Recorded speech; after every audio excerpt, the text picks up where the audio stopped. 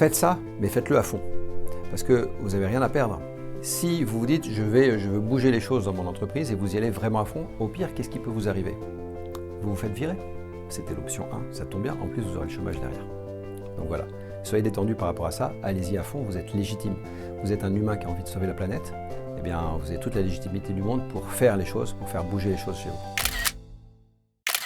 Bonsoir à tous, ici nous sommes dans les coulisses du TEDx Brussels. Ça a lieu ce soir, ils sont en train de répéter, ça se profile plutôt bien. Ici avec New Smile, on est en train de faire les interviews des intervenants qui vont parler ce soir, qui vont livrer leur message, leurs valeurs, qu'est-ce qu'eux veulent transmettre, quel est leur impact aujourd'hui, pour demain. On va également vous livrer des pistes de solutions, des pistes d'action et une petite mission. Chaque intervenant va vous confier une mission à toi qui nous écoutes là maintenant.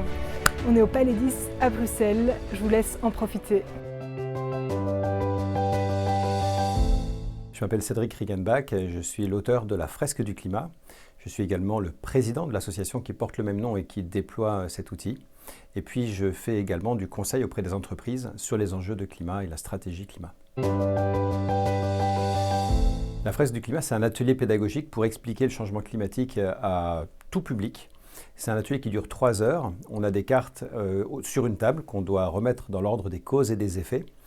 On a 7 à 6 participants autour de chaque table avec un animateur pour plusieurs tables qui vont faire cet exercice. À la fin de l'exercice, d'avoir mis les cartes ensemble, on va également faire une partie de débriefing où on va réfléchir aux solutions, au mode d'action, tout ce qui reste à faire pour sauver le climat.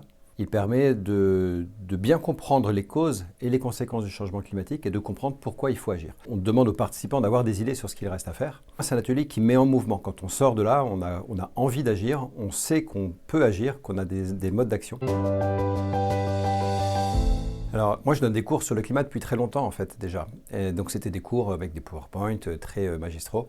Et puis, un jour, j'ai essayé un autre format, parce que je sais que la pédagogie, ça passe par le jeu. C'est beaucoup plus efficace quand on a des gens qui sont participants, qui sont acteurs et puis qui vont faire quelque chose avec leurs mains. Donc, j'ai testé ce format de leur donner quelques graphiques du GIEC en leur demandant qu'est-ce que vous trouvez comme relation entre ces graphiques. Et puis je les ai laissés travailler, je me suis mis en retrait, j'ai écouté leur conversation. Et là je me suis dit mais c'est magique ce qui se passe entre eux, la discussion qu'ils sont en train d'avoir, ben, c'est comme ça qu'on apprend. Et ce jour-là, j'ai décidé que j'allais faire cet atelier systématiquement à chaque fois que je donnais un cours sur le climat. Donc l'atelier s'est amélioré un petit peu à chaque fois. Et puis il est devenu tellement autoporteur que j'ai pu le mettre dans les mains d'autres animateurs. Et ils m'ont dit, c'est magique, je ne connais pas trop le climat, mais j'arrive avec cet atelier, tout se passe tout seul, donc j'ai réussi à m'en servir et à l'utiliser avec mes élèves. Et puis, après, ça a commencé à prendre vraiment et à se déployer. Donc en fait, ça fait 4 ans maintenant qu'il y a une vraie dynamique autour du déploiement de la fresque, en France d'abord, puis au niveau mondial maintenant. Je crois que les valeurs importantes, c'est le fait déjà de se rappeler qu'on fait ça pour sauver l'humanité. La Terre, elle va s'en sortir, même la biodive, elle va en prendre un coup dans la figure, mais elle a de la résilience, il y aura d'autres espèces qui réapparaîtront plus tard. Mais la question, c'est l'espèce humaine. Et donc, se rappeler qu'on fait ça pour les humains. Et du coup, ne pas se dire qu'à cause de cette urgence de sauver l'humanité, on va se permettre de ne pas prendre soin des humains. Donc c'est important de garder ça en tête et dans cette bataille de rester très respectueux des gens. Respectueux notamment des gens qui n'ont pas encore compris que le sujet est grave, parce qu'il y en a beaucoup. Donc ils ne sont pas de mauvaise volonté, et c'est juste qu'ils ne sont pas encore au courant. Moi je suis dans le déni total. Quand il y a des choses qui sont trop insupportables pour moi, je fais un lock-out et je me concentre sur ma mission. Je ne sais pas si c'est la meilleure chose à faire, mais je vois beaucoup de gens autour de moi qui prennent très à cœur ce qu'ils voient, les résultats d'une élection, des entreprises qui font des choses totalement intolérables, des décisions politiques, des comportements individuels. Ils prennent ça très à cœur et ça les affecte. Moi, j'essaye de prendre de la distance par rapport à ça, de verrouiller mon cerveau et de me dire oui, je sais, consciemment je sais, il ne faut pas que ça me touche parce que sinon je vais perdre de l'énergie. Et je me focalise sur ce projet. Parce qu'avec la fresque, on sait qu'on va pouvoir toucher des millions de personnes et que ça peut-être un petit rôle à jouer dans l'équation. Et donc je reste focalisé là-dessus. Ouais, j'ai envie aussi de m'adresser à ceux qui se posent la question de savoir s'ils restent dans leur entreprise et donc ils contribuent au système, ou s'ils la quittent pour sortir de ce système. C'est deux options. Donc je dirais que la première option, c'est de quitter sa boîte parce qu'on ne se sent pas aligné.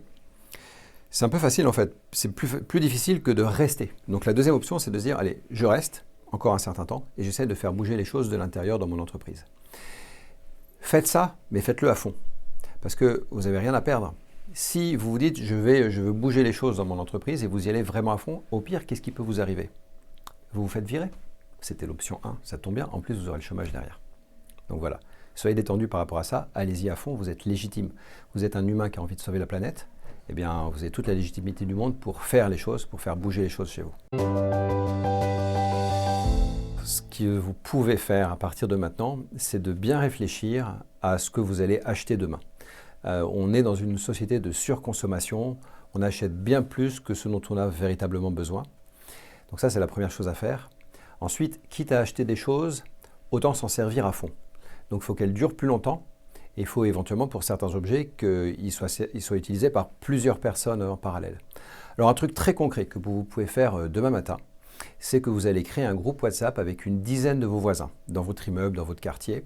Et sur ce groupe WhatsApp, vous allez partager des objets. Une tondeuse, si vous n'êtes pas dans un immeuble, une perceuse, un appareil à raclette par exemple, une brosse à dents. Non, je rigole, pas une brosse à dents.